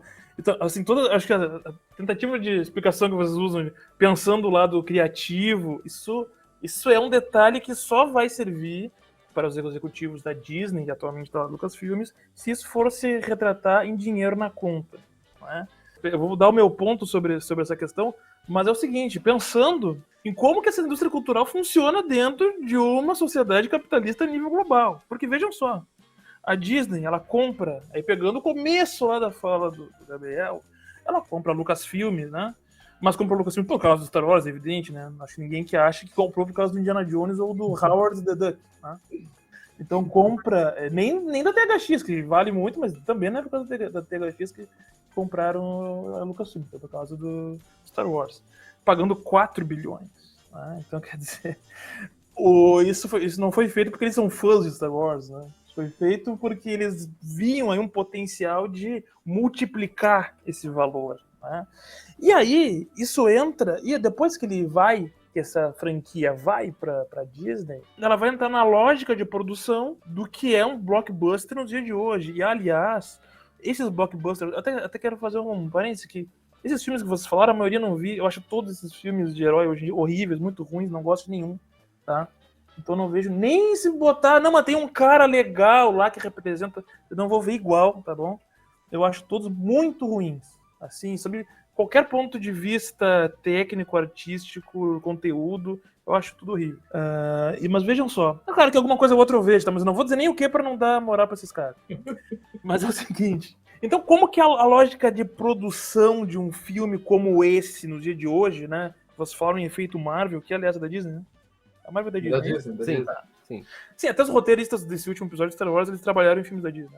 Né? Do Mandalorian, né? Que é o Não, mas eu acho do episódio 9 também, né? O Stereo, né? Fez o Endgame. Ah, sim. Então, quer dizer, até as piadinhas é no mesmo estilo, tem aquela coisa. O personagem morreu ou não morreu. O tipo de tensão que eles querem do espectador é essa. Pô, Chewbacca morreu! Ah, não morreu, não! Então é basicamente isso. E aí, vejam só. Como é a lógica de produção? É a lógica de mercado. E aí, isso se traduz não só nas intenções do filme, comercialmente, mas isso se traduz também na sua narrativa. E eu vou explicar. Como que um filme desses é produzido? Eles primeiro vão fazer pesquisas para saber o que vai dar dinheiro, o que o público quer assistir. Isso explica os fanservice. O público, o médio, quer o maldito fanservice, entendeu? Não adianta vocês ficarem reclamando aí. Não interessa, até porque vocês vão comprar igual. Então não faz a mínima diferença, entendeu? Só que o fã lá que gosta de fanservice, ele vai replicar o fanservice. E isso vai gerar engajamento. Nós estamos na sociedade dos algoritmos. Então é isso, né? A sociedade da vigilância dos algoritmos. Eles vão filmar milhões de cenas, horas de filme, vão montar diversas possibilidades de filme e vamos fazer pré-exibições com pessoas selecionadas para saber o que funciona e o que não funciona. A versão final, ela é só... Isso é a lógica de uma fábrica, tá? Então, essa questão de arriscar, isso não interessa pra eles. E aí eu entro, e assim, é por isso que eu acho esses filmes de herói todos muito ruins. Eu quero que o máximo de pessoas escutem isso que eu tô falando. Entendeu? Todos esses filmes são horríveis, lamento dizer isso. E até pegando o que o Kevin falou da questão do temor do fim do mundo, é porque assim, ó, o cinema brasileiro, por exemplo, retrata a fome, porque o brasileiro tem medo de morrer de fome. O estadunidense só tem medo que o mundo exploda. É o único medo que eles têm. Que vem o alienígena e não sei É o o quê. alienígena que inclusive é comunista. Ah, claro, óbvio. É isso. O alienígena é comunista nos filmes estadunidenses, pra quem não Thanos sabe. é comunista. Fui longe demais. Fui longe demais. Até quebrou tudo aqui. Até cair aqui. Pô, não, agora foi demais, foi demais. Olha aí. Caiu meu notebook. Se o cara quer matar metade da população, não foi o que Stalin fez? Foi. Eu não sei como é que sobreviveram humanos depois das experiências socialistas. Eu não sei como é que sobreviveu humanos, né? Deve ser a mesma mágica que fez com o capitalismo. Tem gente que não passa fome em alguns lugares do mundo, Mas vejam só, então, e aí pegando essa questão, pegando de novo na prática, e aí pensando essa trilogia nova agora, né? Essa trilogia atual. Que o segundo filme da trilogia, episódio 8, O Último Jedi, não faz sentido nenhum, nenhum sentido, o Último Jedi é o Luke Skywalker, pode discordar de mim depois, tá? Então, óbvio do óbvio, tanto que depois do Snoke fala, né? Nós temos que capturar o Último Jedi. O Luke mesmo diz, né? I will not be the last Jedi. É isso. Daí também não dá pra cobrar do público geral lembrar, mas o Yoda fala, né? Depois que eu me for, você será o último Jedi. Isso ele fala no Retorno de Jedi. Então, assim, esse era óbvio do óbvio. Não sei como que a distribuição no Brasil colocou isso no plural. É tipo o Retorno de Jedi. Mas a referência é essa. Pois é. Tudo é referência nessas porcarias desse time novo, né? Ele fez que nem no outro lá. Ah, que legal, hein? Que tri, cara. Tu viu só naquela cena lá?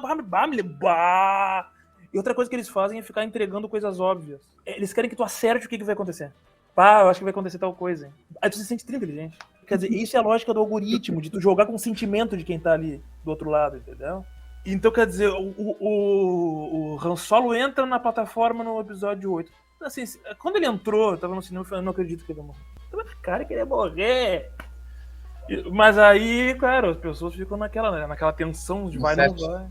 Aí eu falei 8, né? Não, 7. Episódio 7. Despertar da força, né? Despertar da força. Aí o que acontece? O 8, episódio 8, ele tem aí pensando de novo a questão da inovação, mas isso é uma questão de mercado, de novo, repito, porque eles tentam replicar a estrutura dos episódios da trilogia clássica, né? No primeiro, tu conhece esse universo, tu conhece a rebelião, tu conhece o Império, tu conhece quem é bonzinho e quem é malzinho. No final, tu tem a esperança, né? Depois, no 2, tu tem um retrocesso, onde o lado mal vence. Será que também não tem aí um efeito Game of Thrones, da morte inesperada? Eu não assisti. Não sei, desculpa, eu tô totalizado. Né? Então, aquele choque, sabe? Pelo menos. Eu vou poupá-los de xingar a série, tá? Mas parece que sim, porque é a ideia do Thanos, né? Quer dizer, o Thanos conseguiu, ele realmente destruiu metade dos seres vivos do universo e tudo mais. Tu viu esses filmes da Marvel, Alexandre, do Thanos e tal? Não, mas eu sei do que se trata. Não vi. É isso, né? Quer dizer, aí depois que acontece, volta atrás. Nem lembro, faz uma viagem no tempo para poder... É uma loucura, faz uma viagem no tempo, sabe, para tentar trazer de volta as metades da população que morreu. Mas veja como isso é a lógica de produção desse tipo de filme, a lógica de mercado é essa. E eles vão replicando porque dá certo eles fazem de novo, se deu certo faz de novo. E isso que explica pra mim, então aí até talvez uma divergência que eu diria o seguinte, a questão do 8, não é questão de entender ou não a saga, porque não querem entender, isso não é um dilema, é um dilema pra nós aqui, que somos fãs. Pra eles não tem dilema, o dilema é deu dinheiro ou não deu dinheiro, né? O 7, ele deu muito dinheiro, ele é um dos que mais vendeu, né?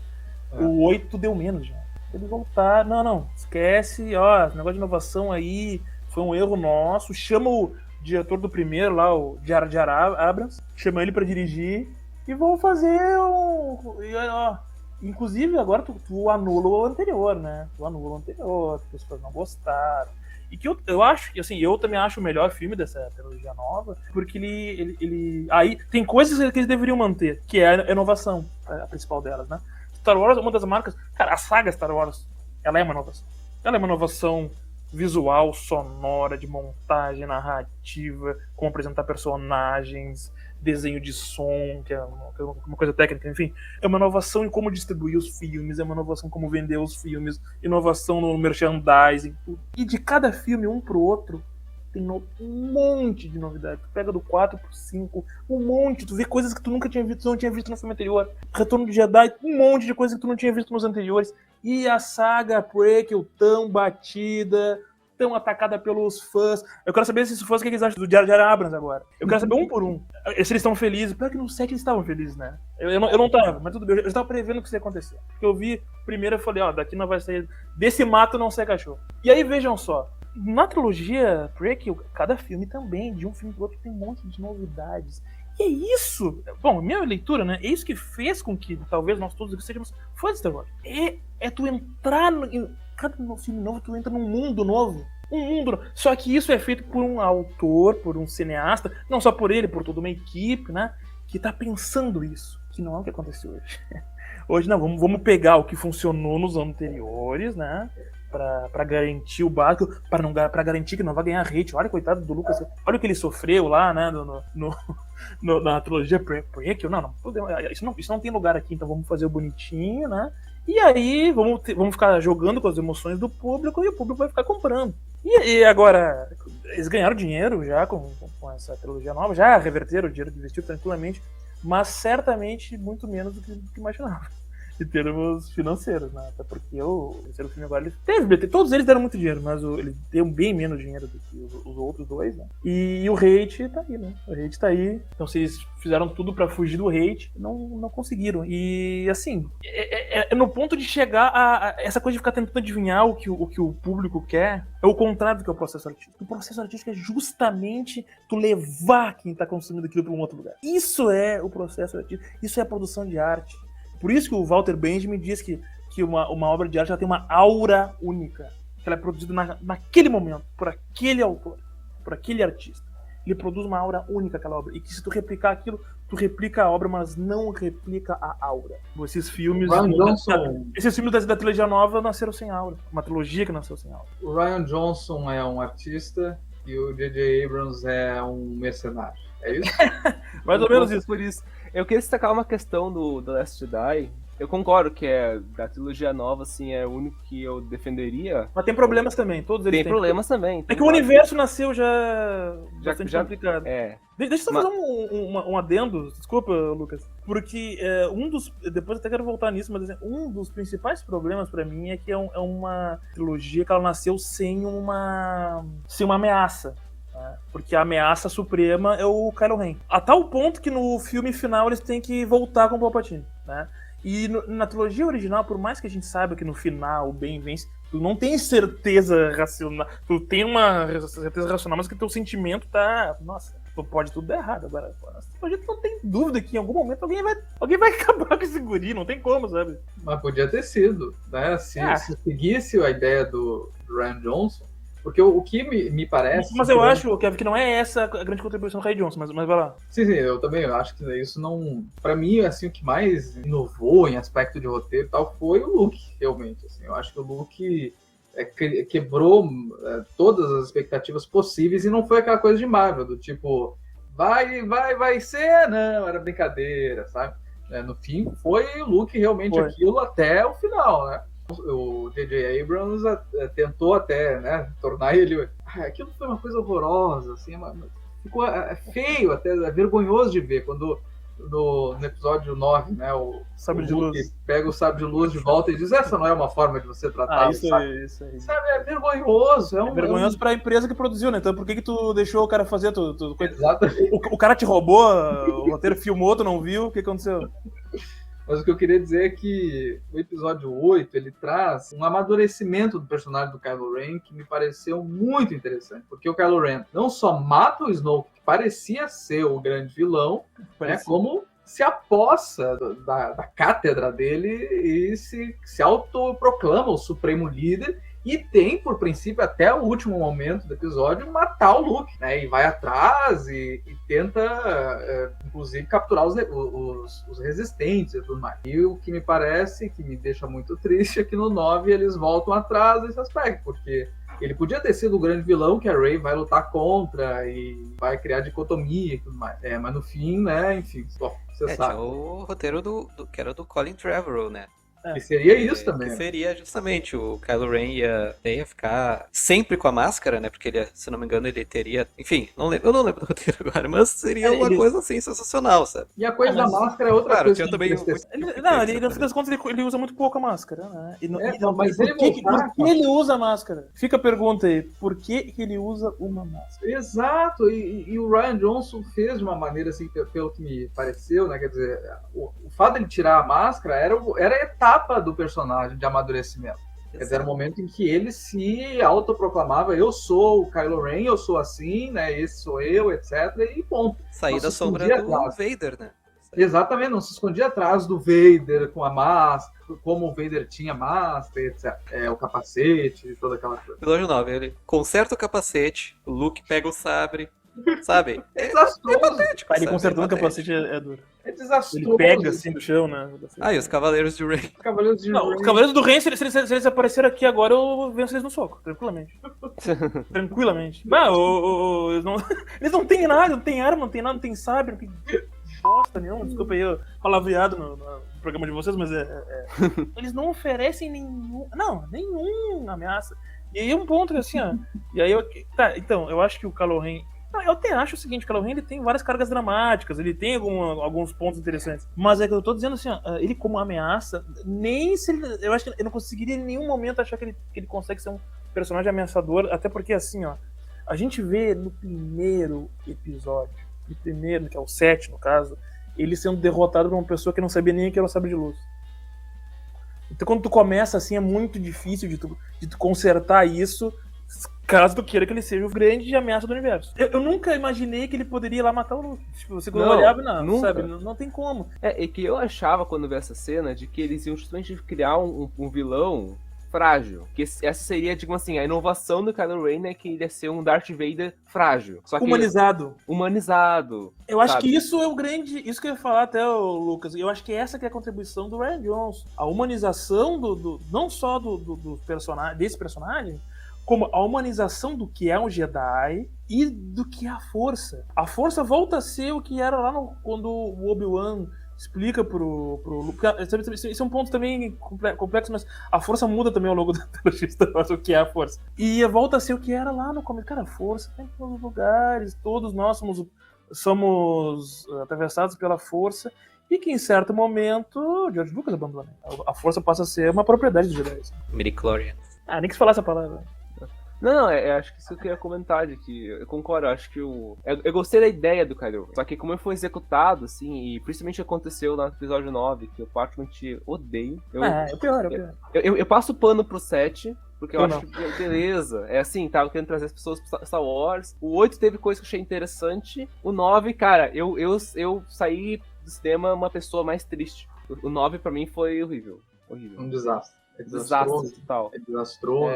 Acho que a gente não pode deixar passar que tem no Last Jedi aquela cena lá que é em Canto Bight. Aquele planeta lá que tem uma parte que é só pros ricos e tal, é quase como se fosse um cassino, e também tem uma parte lá subalterna que, claro que é estereotipado, mas achei interessante. Mas olha só, eu acho assim que, por mais que o 9 ele seja o pior sobre vários aspectos, eu acho que, de novo, né, acho que o universo ele tá já apresentado no 7, já com todos os problemas e vícios que eles vão se aprofundando nos filmes posteriores, né. Eu acho assim que toda essa questão por exemplo, assim, uma coisa que eu ia falar antes, por exemplo, a questão política, ela aparece mais mas no 9 ela até aparece também, ela aparece na questão dos excluídos, aquele discurso final, que eles estão se preparando para a batalha final, que as pessoas vão ouvir e tal.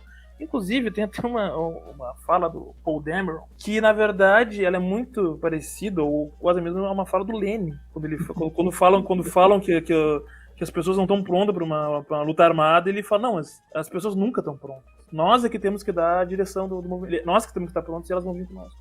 É mais ou menos isso, não vou lembrar as letras, mas isso é uma frase do Lenin. Então, quer dizer... Interessante tu trazer o Paul Dameron, porque eu acho que é o único personagem que tem um arco assim mais completo. Mas, Gabriel, veja só, que coisa...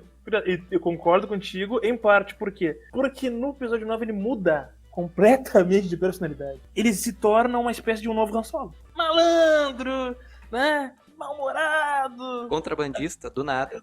Contrabandista do nada. Por que eu sou um contrabandista, meu Deus? Não, e tem uma cena, inclusive, que... Como é que é o Finn, né? Finn é tão irrelevante que eu até esqueci o nome.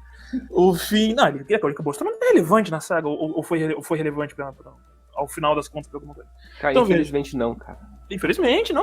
Porque o começo dele é legal. Ele é promissor. Ele era Stormtrooper que não era mais. Pô, era interessante a ideia, mas... Promissor, claro. E tem um momento que o Finn, eles perguntam, cadê o Paul? Alguém pergunta pra ele, o Paul, o Paul tá mal-humorado? Ele fala, claro, como sempre. E eu vendo assim, não, como sempre, desde quando? Que nos filmes anteriores ele era uma graça, era o amor, era... Aliás, ele e o Finn tinham uma relação tão bonita, né? Vamos falar assim. E aí agora o Finn tá dizendo que ele tá sempre mal. Então assim, e aí ele vira o Cafajeste. Então, ele tem um arco, Gabriel, mas assim, que é completamente destruído no filme 9. E que é meio que o primeiro, né? Primeiro, assim, o retrato, pra mim, bem exato do que é essa nova trilogia, né? Cada filme é uma coisa completamente diferente. Não no sentido positivo da inovação, mas no sentido que cada um quer contar a sua maneira, do seu jeito, tentando reinventar o filme anterior, inclusive. Então isso acontece, né? O próprio J.J. Abrams lá, ele próprio fez uma coisa bem diferente do que ele tinha feito já no 7. Né? E isso é o efeito negativo que deu essa lógica que eu digo de produção, que eu digo assim, que é a produção de algoritmo, né? Isso se voltou contra eles. Eles não conseguiram fazer isso de uma maneira mais correta. Não conseguiram fazer até o que fazem nos filmes lá da Marvel. Nem isso eles conseguiram fazer funcionar do mesmo jeito. Tu viu Knives Out, Alexandre? Entre Facas e Segredos, do Ryan Johnson? Do Ryan Johnson eu lembro de um filme que eu vi que é ele é Looper, acho. Que é acho que é Looper o nome, né? Que é com o Bruce Willis e o Hayden Christensen. Eu não lembro de outros agora, mas esse aí que tu falou eu não vi, não. Eu ia só como exemplo da cinematografia dele, né? Porque foi um filme super elogiado pela crítica, assim, no geral. Esse Entre Factos e Segredos, e foi lançado depois do episódio 9, né? Foi o primeiro filme que ele fez depois de Star Wars, assim. E eu lembro que quando eu vi aquele filme, eu saí do cinema chorando, não porque o filme estava tão bom, não é nem por isso, mas porque, de fato, é um filme muito, muito, muito bom em vários aspectos. Mas porque eu fiquei imaginando, podia ser esse cara, né? Podia ser Saudade do que não vivemos. Saudade do que não vivemos. Assim, claro, tem, como vocês disseram, tem problemas, né? Evidentemente não é um filme perfeito, tá longe de ser isso e tal. Mas eu acho que dos padrões, inclusive do que se espera de um blockbuster atual, os últimos Jedi subvertem muitas coisas. E isso que também me chama muita atenção, quer dizer, a Disney viu o filme, não sei se a Disney em si, mas boa parte dos executivos tinha uma expectativa de que essa subversão daria certo, assim. Sim, mas não gostaram do resultado. Né? Mas não gostaram do resultado, mudaram completamente da água pro vinho, assim, mas quer dizer, eu acho interessante pensar também que houve até uma tentativa, né, desses sujeitos evidentemente estão interessados só no comercial, mas também de inovar em algum aspecto, assim. Mas que, enfim, por que não deu certo também? Eu acho que é outra questão. Mas fica uma provocação aqui. Até que ponto vocês acham que a base de fãs tem responsabilidade nesse fracasso? O que vocês acham? O pessoal odiou, assim, eu acho no entorno, assim, o pessoal criticando muito o The Last Jedi. Justamente pelo filme não ser tão conservador, né? No aspecto, eu digo, de manter o que já se esperava, né? Ele não faz parte de um gênero, né, assim, blockbuster do que se espera, da marvelização. Só quero fazer um adendo muito breve, porque assim, eu acho que também seria interessante trazer que, ao mesmo tempo que a trilogia clássica, ela tá naquele contexto que a gente já conversou no começo, né, de todo aquele mundo completamente politizado da Guerra Fria, e depois dos anos 2000, o início da Guerra ao Terror, e isso influencia nas duas trilogias do George Lucas. Esse filme atual, ele também está nesse contexto, né? Primeiro, dos efeitos dessa Guerra ao Terror e desse movimento de extrema-direita, xenófobos, isso está no filme, e até mais no 9, inclusive. Eu acho que isso aparece bastante no 9, né? Aquela coisa de eles querem que a gente tenha medo, né? Isso é as frases que se usa hoje, aquela coisa, né? Do ninguém solta Eu não vou nem completar a frase. Mas pensando nos Estados Unidos também tem esse tipo de coisa. Aqui a gente gosta muito de trazer o que vem de lá. E aí, veja só. E também das pautas, né? As pautas de reivindicação de direitos plenos, civis, dessa coisa toda da representatividade. Isso tá também. Então, como a gente pode também fazer esse paralelo, né? Das reivindicações sociais ao seu tempo, tanto em todas as trilogias. Em todas as trilogias. Até no Mandalorian daria pra dizer. Não vou nem trazer que isso da outro debate, né? Só o que eu poderia trazer do Mandalorian é que é o único produto da saga Star Wars onde a palavra revolução é utilizada. Que eu saiba, nunca vi em outro. Dito pelo personagem que é o contratante, que quando ele contrata o Mandaloriano, que é interpretado inclusive pelo cineasta Werner Herzog, não sei por que ele tá ali, mas tudo bem. E que ele diz, né, vocês venceram a revolução, e o que fizeram depois? Uma nova tentativa de novo tentar radicalizar não a rebelião, mas a memória sobre a rebelião, né? Porque também no filme a gente não tem uma radicalidade. No filme não, desculpa, na série, né? Não, se eu não me engano, acho que a palavra revolução é utilizada, acho que em Clone Wars ou em Rebels, quando aparece o Saw Gerrera. Ah, tá. Eu não vi todo. Como é revolucionário, né? Acho que é o único outro momento que aparece, né? Assim, dentro dos produtos Não, do legal, Star Wars. legal. Então tem essa conotação também, né? Quando aparece a revolução, questiona um pouco, né? O próprio conceito. Mas enfim, pode que é? Não, mas é isso. E outra coisa, também pensando de novo essa lógica de produção desse produto cultural em larga escala, outra coisa que pra mim também já tá no primeiro episódio, né, e que ali foi até, eu acho que o que mais me desagrada. Tem muita coisa que me desagrada já no primeiro, que eu digo o 7. O final do filme, independente de gostar ou não, ele é um final de episódio de série. Não é? É a chamadinha pro próximo episódio. O que irá acontecer agora? O que irá acontecer com Luke e Rey Skywalker? O que aconteceu com essa família do barulho? Porque assim, termina assim, né? Aquela câmera aérea breguíssima. Aquela música, aquela coisa assim. Termina assim, não, Star Wars tem uma tradição de cinema. Linguagem do cinema. E aí, quer dizer, os caras querem manter o que não poderia, o que não era pra manter, mas aí as coisas que vai ganhar dinheiro mudando, eles fazem. Aí eles são... Isso é tão interessante que tu tá dizendo, porque... As séries hoje, Kelvin, elas vendem muito, e até mais que o cinema. No Brasil, mais, por exemplo. Os filmes originais, eles criam um padrão de finalização. Os originais, que inclusive é seguido em alguns episódios assim autônomos de séries, aqueles que não querem interligar com outros, né? Que são, como é que é esse padrão? É aquele em que se reúne vários sujeitos, geralmente os revolucionários, né? Se reúnem no enquadramento de plano longo, né? Mostrando todos eles em tal de corpo inteiro, abraçados juntinhos, e termina assim, ou seja, termina bem. Nos 3 filmes originais, em todos os casos. Por exemplo, no episódio 5 termina... O 5 mas é aquela coisa... Mas também porque... É o alívio de terem escapado de todo o terror tecnológico do Império. Perfeito. Quer dizer, então assim, no 4, como é que termina o 4? Todo mundo junto, a comemoração e tudo mais. Ou seja, não tem uma ponta assim como é numa série, né? No 5, apesar de ter a expectativa do que acontece com o Han Solo e tal, o final não é assim, porque se eu fico imaginando que hoje seria, sei lá, mostraria a blaster do Han Solo no Palácio do Jabba, assim, e aí a câmera, de forma muito dramática, mostraria o rosto dele em kryptonita e pá, termina assim, abruptamente.